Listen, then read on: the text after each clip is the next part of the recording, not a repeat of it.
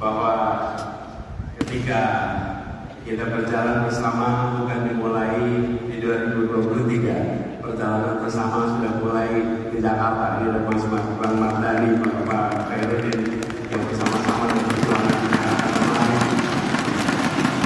Jadi insya Allah semua target itu terlampaui.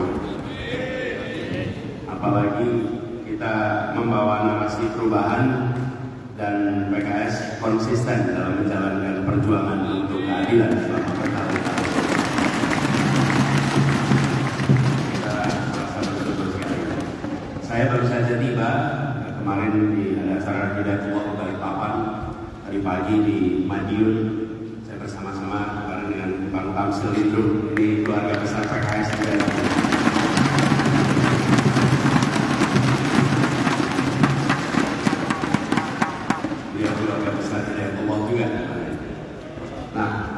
Dalam kesempatan ini saya dapat tugas untuk bercerita tentang visi misi.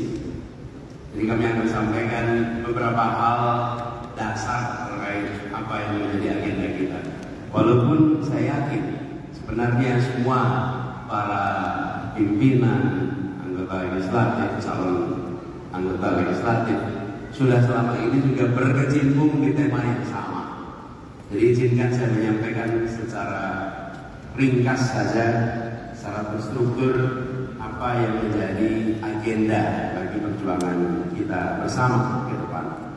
Ini adalah sebuah ikhtiar untuk melakukan perubahan, dan kita sering menemukan pertanyaan tentang kenapa harus ada perubahan.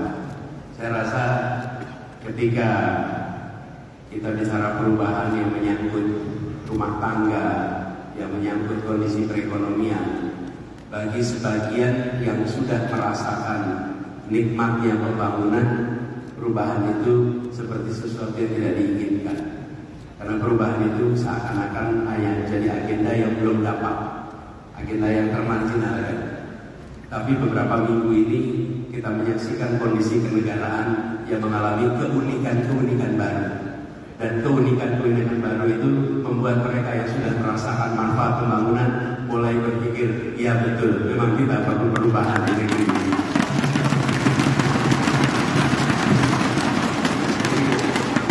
Ketika kita berbicara lapangan pekerjaan yang lebih merata, maka mereka yang menganggur merasa, oh iya, kami ingin lapangan pekerjaan yang merata. Tapi mereka yang sudah kerja, kami pekerjaannya nyaman.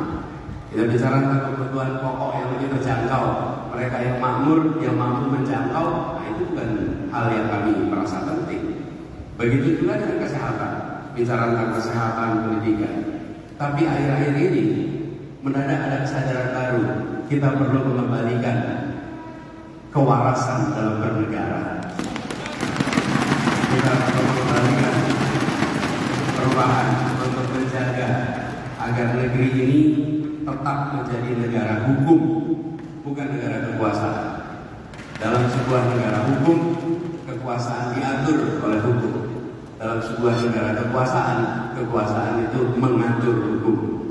Kita tidak ingin berbalik, dan itulah yang sedang kita perjuangkan sama-sama. Jadi dalam kesempatan ini izinkan kami menyampaikan beberapa agenda. Karena ada dimensi yang agak berbeda antara layar di iPad dan layar di sini. Jadi tolong jangan nyontek. Lihat slide yang atas saja. Slide yang bawah jangan dibaca dulu, walaupun kelihatan di sini. Ini ujian kejujuran. Padahal karena nggak nyambung di sini antara dimensinya iPad dengan dimensinya layar. Nah, visi kita adalah Indonesia adil makmur untuk semua. Jadi bukan hanya adil makmur, tapi adil makmur untuk semua. Karena kita merasakan bahwa ketika kita menyatakan adil makmur, seakan ketika angka makronya tercapai, agregatnya tercapai, seakan kita sudah makmur. Tapi kalau dipotong siapa yang mendapatkan apa, maka di situ ada ketimpangan.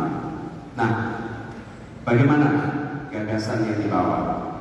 Kami membawa gagasan tentang perjalanan bangsa kita yang semula berada di dalam fase yang sangat mendasar. Kita telah berhasil menjadi satu bangsa di tahun 28. Ini jangan dianggap sepele, kesepakatan satu bangsa, karena kita menyepakati satu bahasa persatuan. Satu bahasa persatuan itu membuat pertemuan seperti ini tidak perlu penerjemah, membuat rapat-rapat di DPR tidak perlu penerjemah, dan membuat semua keputusan yang dibuat oleh pemerintah tidak perlu diterjemahkan menjadi dokumen dalam lintas bahasa. Datang ke India, diterjemahkan. Datang ke Eropa, yang 28 bangsa, bahasa resminya 23 bahasa resmi di Eropa. Hal itu nampaknya kecil, tapi karena kita menganggap itu sebagai sesuatu yang sudah lama terjadi dan semua orang bisa bahasa Indonesia, maka sesuatu yang tidak penting tidak. Dulu tahun 30-an di Pasar Senen itu pusat kursus bahasa Indonesia. Karena anak-anak muda dari mana-mana datang ke Pasar Senen. Waktu itu ada Sultan Takdir dan generasinya itu membuatnya kursus bahasa Indonesia. Karena untuk menjadi Indonesia bukan ditandai dengan hal yang lain. Cukup dengan bisa berbahasa Indonesia, Anda menjadi Indonesia.